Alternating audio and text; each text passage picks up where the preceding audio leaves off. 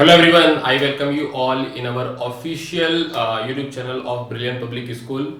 And today we will discuss Geography Lesson 1 Class 10th, Geography Lesson 1 Resources and Development. And this chapter is very important. So let's start this chapter completely from beginning. So here, first of all, we will see that the first very important thing is this is a revision lecture, by the way. Okay, the overview you will get of the entire chapter in this particular video. So here, first very important question is, what do you mean by resources? है ना? What is resources basically? So what is resources?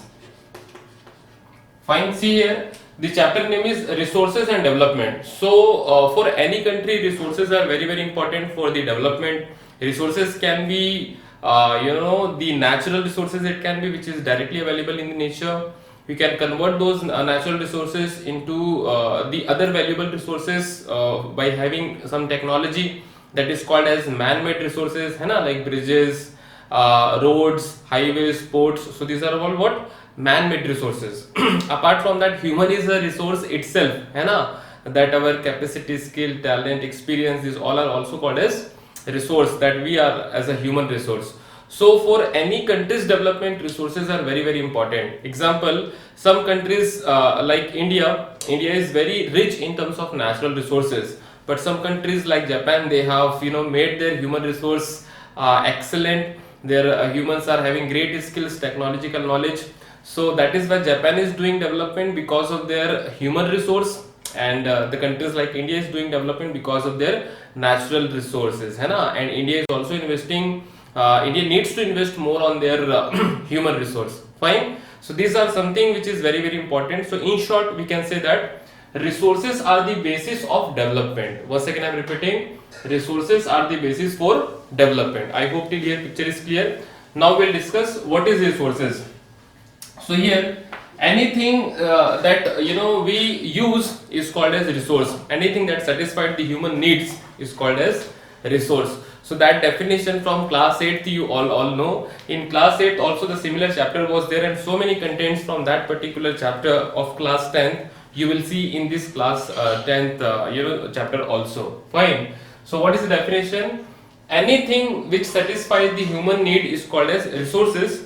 But apart with this now, three very important technical terms you must know, that is very important here. So these three technical terms will be, the first one will be, it should be technologically accessible, है ना? First of all, it should be technologically accessible, and the second one is, it should be culturally acceptable,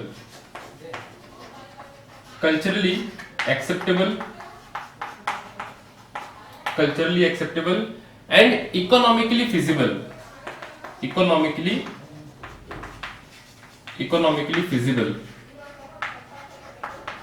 So these three very important terms you have to add here.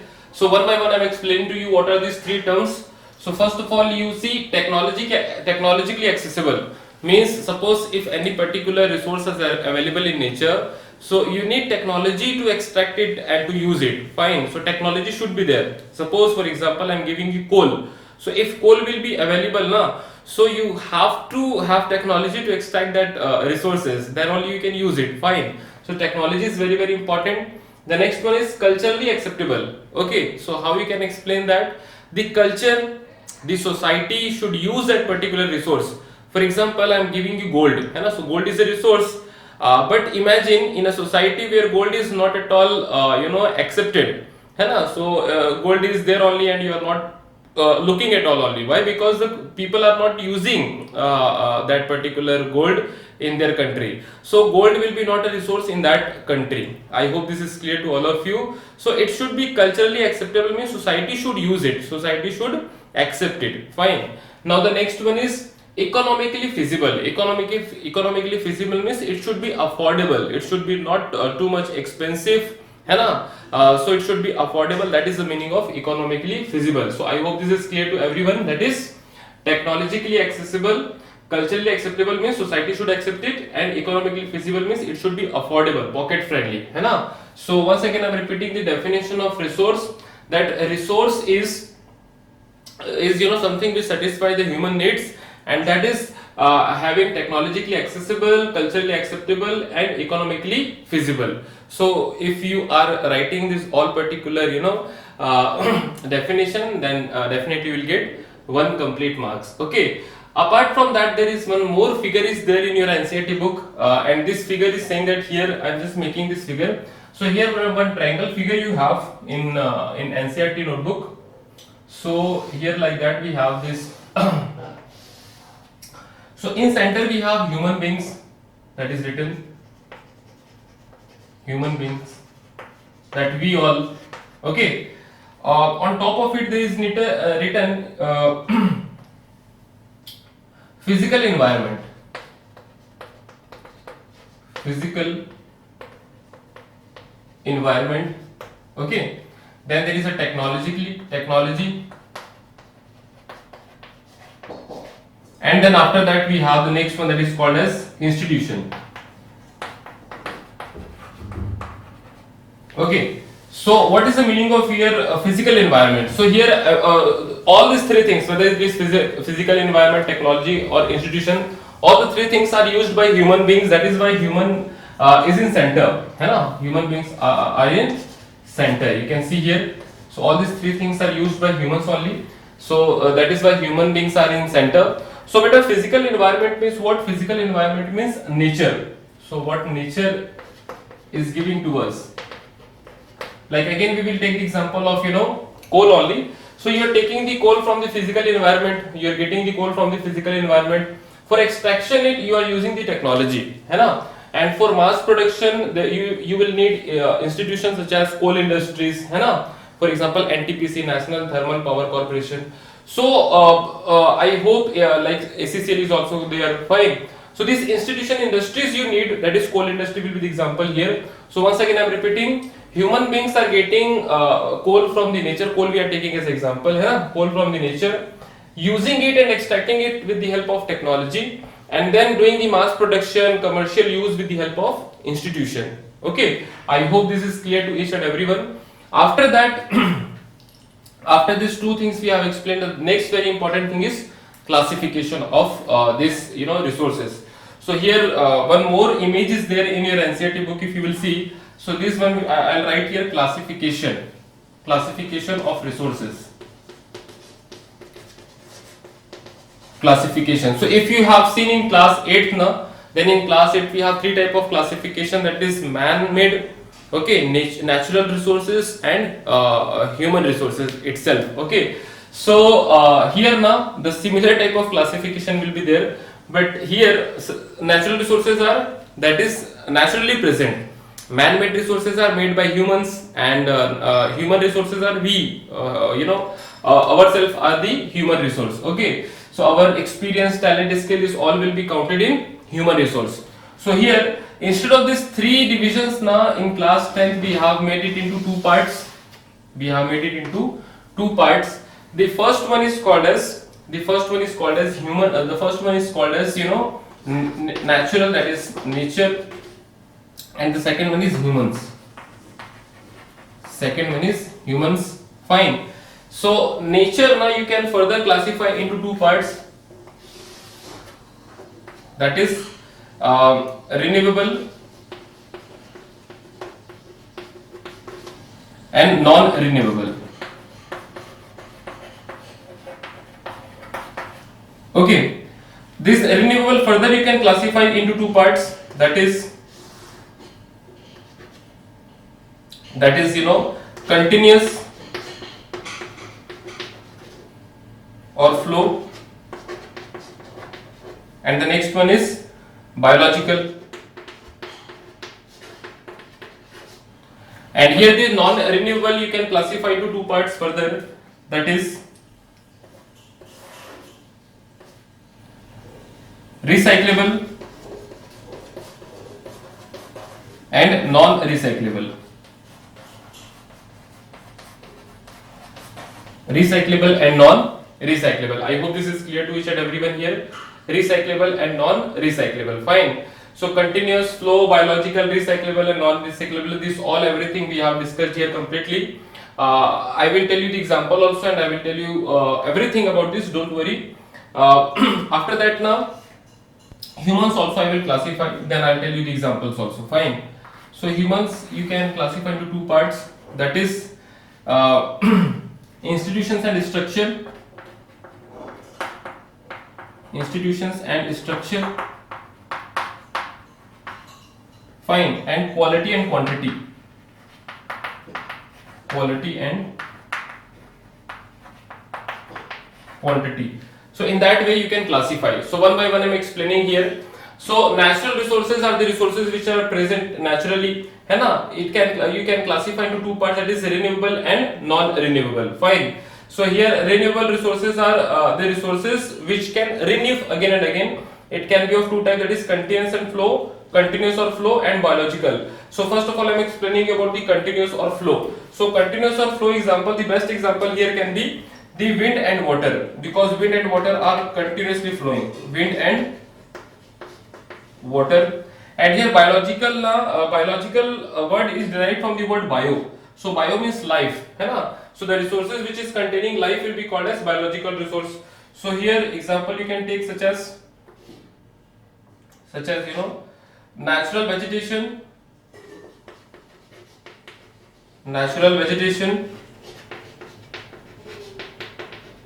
and wildlife. Natural vegetation and wildlife, you can take the example here. Okay, so you can see natural vegetation, that is trees, plants, these all are having life, and they are also renewed, means from you know, plant you are getting the new plants from their seeds. And here wildlife means animals will be also counted in the biological only, because from animals you are getting new animal. Is it clear? So means when they are having the physical interaction, then you are getting the new animal. So again you can see the wildlife and natural vegetation is the part of biological only. Fine. I hope till here picture is clear. Now the next one is non-renewable. So in non-renewable we have two options, that is recyclable and non-recyclable.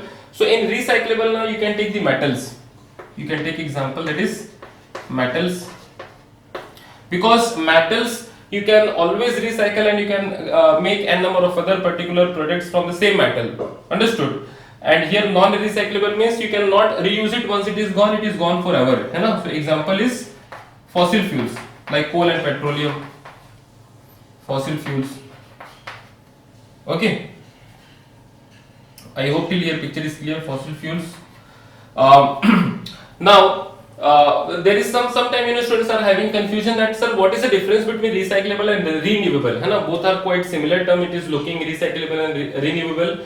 So what is the difference between recyclable and renewable? If you know, please comment below and let us know. है ना? You can pause the video for 2 minutes and then you can comment below and let us know. But I'm just telling you one particular, you know, difference. And in my recommendation, you should first of all comment below, है ना? And then you see this particular part. Okay. So here, what is the difference? Recyclable and renewable.